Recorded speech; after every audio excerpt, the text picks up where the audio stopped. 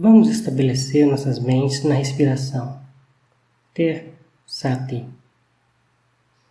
É natural da mente ficar pensando em todo tipo de coisa, indo para o passado ou para o futuro, que ainda não chegou. Quando estabelecemos nossa mente no momento presente, cortamos os hábitos da mente que nos fazem proliferar pensamentos. Proliferando pensamentos, fica difícil para a mente se acalmar se nós não treinamos e praticamos para isso. Temos que treinar. Da mesma maneira que treinamos cavalos, cachorros ou até elefantes para fazerem algo útil. Essa nossa mente, quando bem treinada, é uma fonte de felicidade. Se não treinamos a mente, ela sai correndo atrás das coisas que encontra. E quando essas coisas invadem nossa mente, saímos agarrando ao nosso senso de eu, fazendo assim sofrimento surgir. Ajahn Chah ensinava que sofremos porque nos agarramos, e isso é apego, a causa para esse sofrimento surgir. Onde quer que a mente tenha apego, é lá que o sofrimento surge. Digamos que tenhamos alguma coisa em casa que não fazemos mais uso. Algo que você não gosta mais e nem liga. Se essa coisa quebra, nós ficamos tranquilos, porque não temos apego. Agora, se temos um carro novo e ele leva um arranhão, aí sofremos. Se é um carro velho acabado, não sentimos nada, conseguimos deixar para lá. Mas quando nossa mente se agarra e algo acontece com o nosso carro ou outra posse, aí o sofrimento surge. Ajahn Chah dizia que essas coisas fomos nós que buscamos. Mas quando as condições mudam e sofremos no coração, vamos ser espertos ou ser burros? Nós contemplamos e vemos que temos que ser espertos nessas horas. Quando o sofrimento surge no coração, o que é mais importante na prática é saber largar. Esse é o coração do Dharma. Por isso treinamos a mente a aceitar e reverenciar as leis naturais. Isso é, que tendo surgido, as coisas permanecem por um tempo e depois passam. Isso é natural. Essa é uma lei da natureza. Surgir, permanecer e acabar. Tanto coisas físicas quanto coisas da mente. Nome e forma. Materialidade e mentalidade. Para a sabedoria surgir, a mente tem que estar estável. E para isso temos que treinar e estabelecer a mente no momento presente. Como agora sentados, observando a respiração. Estabelecemos a mente. Trazemos nosso corpo e nossa fala para um nível de normalidade. Assim podemos nos desenvolver de sermos apenas pessoas comuns, chamados em Pali de Puthujjanas, para nos tornarmos pessoas boas, chama em Pali de Kalyana-janas. A maioria das pessoas nesse mundo são Puthujjanas, são uma bagunça, não tem preceitos, não tem Dharma. Já Kalyana-janas são pessoas que têm uma mente bela. Se não tem preceitos, não tem Dharma, a mente é escura e só piora. Quem não tem preceitos, quem não tem Dharma no coração, a mente é escura e só piora. Se tem preceitos, a mente é luminosa. Mas, se as corrupções mentais bloqueiam a mente, ela fica escura. Às vezes sentamos meditação e nossas mentes estão calmas, e sentimos como se houvesse luz à nossa volta. Isso é uma coisa que surge da própria mente. Se não tem que ler essas corrupções mentais, luz aparece, e temos energia interna vindo dessa luminosidade. Para purificar o coração, temos que treinar.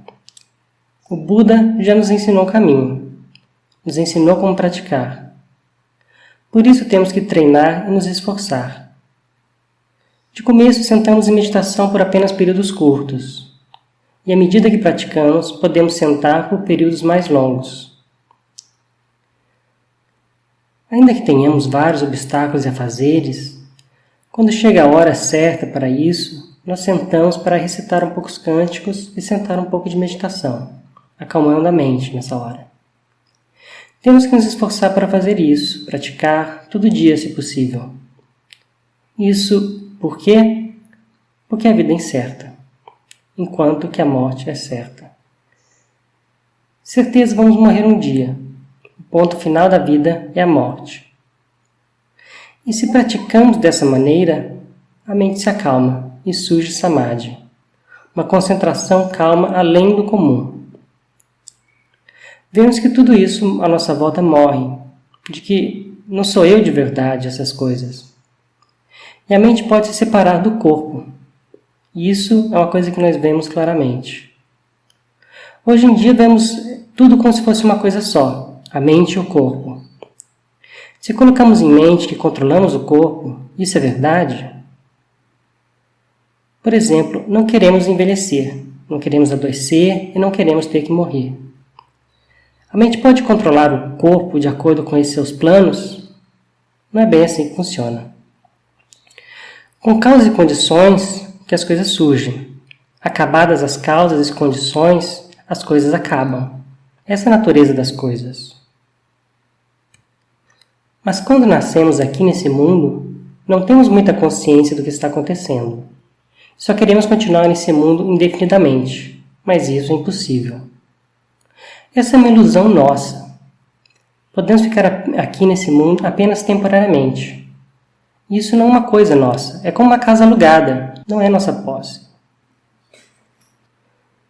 Buscamos um lar verdadeiro, onde podemos estabelecer o nosso coração e mente. Esse corpo é um lugar onde permanecemos apenas temporariamente. Quando o corpo se desintegra, a mente não tem como ficar mais. O Dharma, esse sim é um lar onde nossa mente pode ficar a longo termo. Num coração que tem Dharma, podemos nos assentar. De início, trabalhamos com moralidade. Depois, vamos ter Sati, ter Samadhi e Panya. Até vemos que o corpo e mente são coisas vazias, e nos decidimos a ficar no vazio. É um vazio que dura eternamente. É uma felicidade perfeita no coração. Esse é o caminho para o Nirvana. Nos organizamos para praticarmos juntos. Construir bondade, construir o caminho óctuplo, generosidade, moralidade, cultivo mental. Sentamos firmes e nos esforçamos na prática. Construímos nossa bondade todo dia. Porque o tempo está passando. E nós, o que estamos fazendo da vida?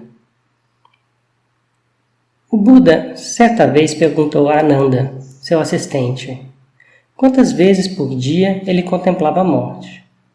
Ananda respondeu, 7 vezes, Senhor. Vamos falar um pouco sobre Ananda. Ele era assistente do Buda. Tinha muitos afazeres nesse cargo. Mas conseguiu desenvolver sua mente e coração até tornar-se um Sotapanna, que é o primeiro nível de iluminação. Ele tinha Samadhi profunda, porque tinha que memorizar todos os discursos do Buda. E onde o Buda fosse ensinar, ele ia também. Se ele não pudesse ir junto, quando o Buda voltava, Ananda pedia para ele repetir os ensinamentos que havia dado fora. Porque Ananda era cobrado pelas pessoas sobre todos os ensinamentos que o Buda dava. Ananda tinha sabedoria para memorizar todos os suttas que agora nós estudamos no Tripitaka. Ele memorizou todos os discursos do Buda. Tinha muita sabedoria. Mas ainda não havia atingido o estado de Arahant, a iluminação final. Mas o Buda fez uma previsão de que após sua morte, depois de 3 meses, Ananda atingiria a iluminação final. E foi exatamente isso que aconteceu. Voltando sobre a pergunta da morte que ele fez para Ananda, e aqui ele respondeu que contemplava a morte 7 vezes por dia, o Buda disse que isso, 7 vezes, ainda era muito pouco. Porque o próprio Buda recordava a morte a cada respiração. Isso significa que o Buda tinha sati o tempo todo, que não era descuidado. Nós temos que nos esforçar, recordar a morte. Assim poderemos cortar fora a cobiça, a raiva e a ilusão. Às vezes, cobiça, raiva e ilusão surgem na mente. não encontramos um objeto de meditação para contrapor a eles. Nesse caso, Ajahn Chah ensinou a recordarmos a morte. Recordarmos que a vida é incerta, enquanto que a morte é uma coisa certa. E podemos superar aquilo que trava os nossos corações nessa hora. Eu mesmo já pratiquei muito recordando a morte. Pratiquei continuamente por 5 anos fazendo assim. Quando recordamos a morte, surge desencanto pelo mundo. Porque nossa vida tendo surgido, ainda teremos que nos separar dela. A morte está presente em nosso corpo todo dia. Podemos imaginar que, vindo das 4 direções, existissem 4 montanhas gigantes, que viessem rolando em nossa direção, e que dentro de 7 dias elas chegam em nós e nos esmagam. Sendo assim, como vamos nos preparar? É incerto quando a morte vai nos atingir. Essa contemplação não é para nos deixar deprimidos. Quando contemplamos corretamente e nos rendemos, a mente se alegra, entendemos a verdade. Nesse momento podemos abandonar o que nos se preocupa. Como certos seguidores leigos na época do Buda, ou ainda nessa mesma época nossa, pessoas que puderam abandonar o corpo para trás, que puderam lutar com a morte sem hesitação. Quando nosso corpo experiencia muita dor, isso pode ser um karma velho, talvez, em relação a matar outros seres vivos. Essa dor nós podemos aliviar com remédio.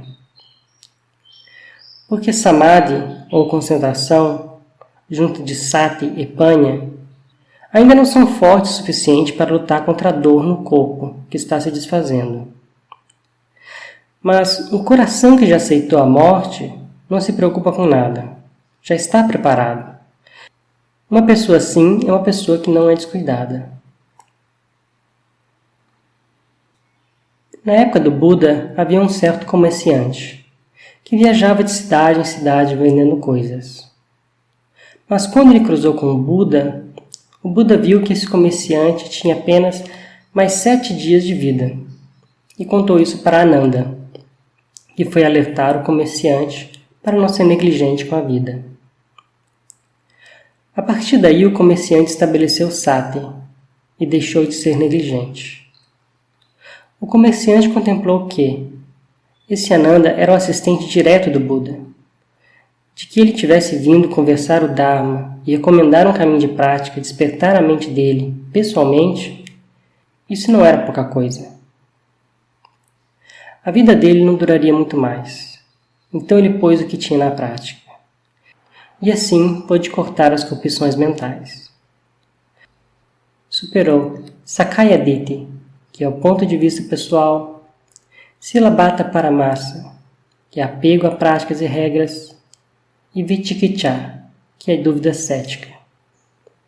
Esses são os 3 primeiros obstáculos à iluminação, conforme ensinado pelo Buda.